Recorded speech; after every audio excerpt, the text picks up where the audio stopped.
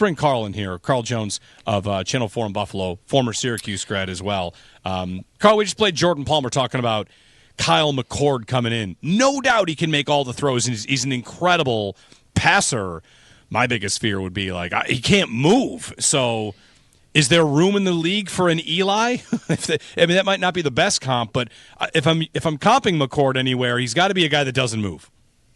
Yeah, that wouldn't be any of his strong suits. I know that when you look at his game, even dating back to Ohio State, you'd be like, oh, he can make the throws, he can stand in the pocket, but you're never going to say, hey, I want him extending plays or with the ball in his hands longer than what the play on the whiteboard is scripted out to be. Yeah. Lance Zierlein, NFL.com's comparison for him is a Bills quarterback. Bledsoe? Nope. Trent Edwards? No, these are who I thought you would guess. Trubisky, though, is the name that he named for him. Oh, whatever.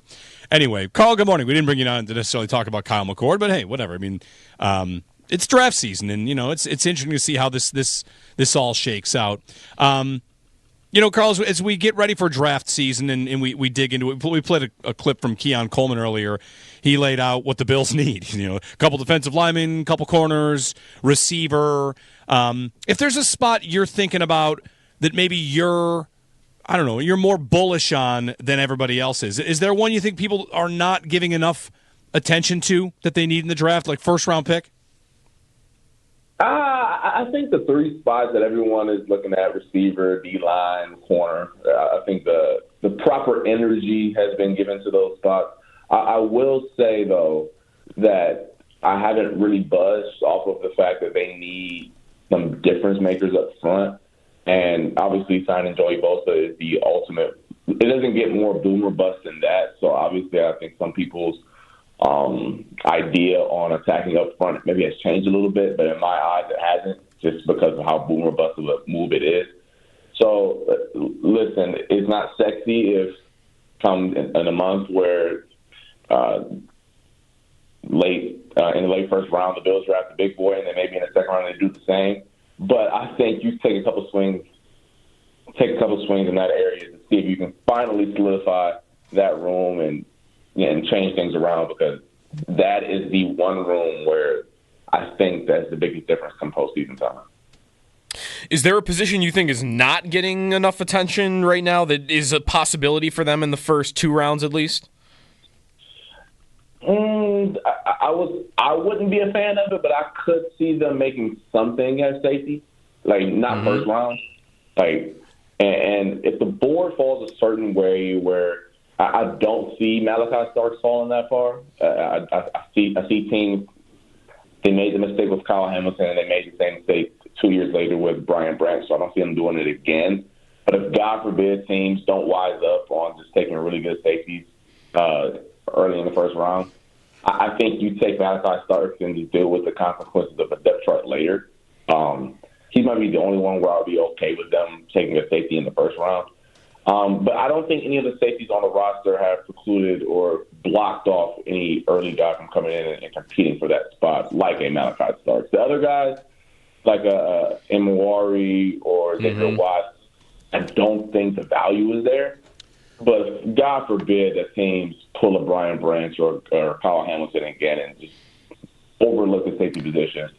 I'm going to go call Brandon Beane myself and go run the card up. Yeah, Imawari always seems to be the guy that is talked about as safety because he's a super athlete and he's huge, right? But I don't know, the more I see mocks, you'd have to move up to get him. But that's like the only style I feel like I can even see working where you could convince people or plan on him playing at the beginning of the year as in a bunch of different ways, right? Like how the Ravens have used Hamilton, big nickel, or certain packages while he's not technically a starter behind Bishop and Rapp. Yeah, because he's something that the Bills have really never had in this Sean McDermott era, where he's a freak athlete, has some instinct that you can utilize a little bit, while Malachi is more of the jack of all trades, in a good way, though. I'm not saying that he's one of those. I know Bills fans don't like hearing the word versatile because Lord have mercy. Oh, my gosh, he can do everything. What is he actually good at? I think Malachi Starks is actually one of those players who is truly good at everything. And So, yeah, Emin Warrior is a freak. I know a lot of people give him the Derwin cops. Listen, I played against Derwin James in college, and no disrespect to Emin Warrior. Don't think he's that caliber of player, with all due respect. So, I think he's a solid player, but once again, safety is more instinctual than anything, and I don't think it's instincts raised to the level to where, like, I feel comfortable taking the first-round pick on, is what I would say. Channel 4's Carl Jones joining us. You know, as you say that about the instinctiveness and Emin Wario, the thing about him is his RAS score is off the charts. But then last time we talked about him, I looked up Cole Bishop, who is also an elite athlete. And, you know, Carl, year one for Bishop, I mean, maybe it went according to plan. Maybe the Bills are a team that doesn't think a rookie is going to be ready for that spot just yet. Do you think they should feel comfortable just going into the year with Bishop as the idea? No, but I think that he didn't show anything either way to where you should feel very confident or scared that he should be the day one starter. I think that he showed a couple things on film. I look back at the Patriots game, and obviously the Patriots maybe they weren't their backups, but compared to what they'll see in the postseason times, there was a lot of backup quality players on the field, and it wasn't a big game plan. It was more of a vanilla game plan from the Bills' perspective. I still think Bishop did some good things at the end of the year. Now, the Chiefs game was very up and down still. I know he made a couple tackles and missed a couple as well. So the athleticism is clearly there. He made a nice TBU in the Patriots game where I'm like, yep, that's why they drafted him, because no one else on the roster can make that play in terms of the safety position. And then obviously we all know about the Texans game and not being on the same page with Rasul Douglas. So I do think that he showed enough to where you're like, hey, like, we'll give this kid a shot, but not enough to where it's like, all right, like DeMar and Eric Forrest, you guys are permanently second team, and no matter what happens in the offseason, Cole Bishop is entrenched at the top spot. We're waiting for a Benford extension. The Bills have been busy getting extensions done, and the defensive back market starting to really climb. Stingley got his deal. It was very big. Do you feel like there's, I don't know, any nervousness about waiting any longer, that this Benford dollar amount might hit and Bills fans get some sticker shock? Like the fact that it's not done yet, probably an indicator that this is a tougher deal than the first three the Bills have done. Yeah, but I do think the two players on the horizon won't necessarily affect the Benford deal. You'll have Trent McDuffie, who's going to be up soon, and as well as Sauce Gardner. Both of those players have more accolades than Benford, so I don't think that'll change, per se, Benford's deal. But that is two more players from his draft class that will be up for an extension. So I think that kind of changes, like, hey, man, this is now the third player, big money. I feel like I'm a big money player as well.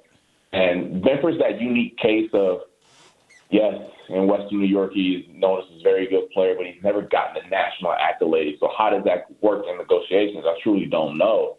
And I'm not his agent, and I'm not in the rooms with him, but you see what J.C. Horn got at 25 per, and I know it's a lot of funny money in that to make it actually look like it's 25 per, even though it's really not. I wonder if you're Benford's camp, you're like, listen, can we reach a 22 where, like, we don't have the Pro Bowl, we don't have the All-Pro behind us, but you know damn well I'm much better than what Paulson Adebo got from the Giants at 18. Like, I don't want to be near that number. So I think the negotiations are a little tricky, and there's Trent McDuffie's going to get done soon, as well as Sauce Gardner. That may throw a little bit of a wrinkle in the negotiations, but not too much in my opinion.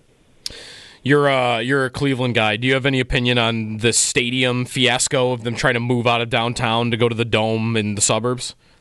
Yeah, it's Cleveland. Like, everything about it is just terrible how things are getting done. In terms of dome or no dome, I'm team dome. I'm soft. Anyone who knows me, I can't stand the weather. You played at Syracuse. Exactly. When I committed to Syracuse, you know the first thing I thought of was the fact that I get to play 6-7 games a year in a controlled environment. Let's go. Like, I didn't care about playing down in Miami or Clemson. I cared about the fact that I didn't have to wear long sleeves in November. All jokes aside, though, the biggest thing I think most Clevelanders feel is moving from downtown to the suburbs. And I know all the political fiasco surrounding that with, hey, more money downtown. They never developed the lakefront. I will say, living in Buffalo, my concerns have eased a little bit because Orchard Park is a suburb, so I've gotten to experience a game day not downtown and not on the lake. But you tell a Clevelander that they haven't seen anything in their lifetime outside of Lake Erie. So that's the part where it's a little tough. And I know Jimmy Haslam saying he's going to build this crazy, apartment complex and all these great stuff surrounding the stadium to make it a good game day experience. But it's nothing like going to the Browns game and the lake is right there and the fresh sense of the dirty lake right there as well. Carl, what should the Browns do at number 2? Man, it's tough. In my opinion, you take Abdul Carter, and then you come back in the second round and take whatever quarterback you like the best. I just don't think Shadur is that much better than the third or fourth, but I do think Abdul Carter is that much better than edge 5, 6. That's the way I think about it. Is Shadur that much better than quarterback 3 or 4? I don't know. Abdul Carter, don't want to call him Michael Parsons, but golly, he was doing some freaky stuff at that. Yeah, and then to have Garrett and Carter on the same field, and we'll bring this conversation full circle. Second round, Kyle McCord. How about it? Oh, keep him in orange. But here's the thing, though. Last time he was in Ohio, it didn't end well. That's right. Keep him out of the Ohio bad juju for his sake, because I'm happy for him as a Syracuse fan. And Ohio State fans are happy now considering how their story ended. But it's still some bad blood in the waters that I don't think we need to test anytime soon. Makes sense. Carl Jones, Channel 4. Carl, thanks again. Well, thank you guys. Have a good one. Yeah, always a pleasure. Carl Jones, anchor and reporter, Channel 4, Syracuse alum.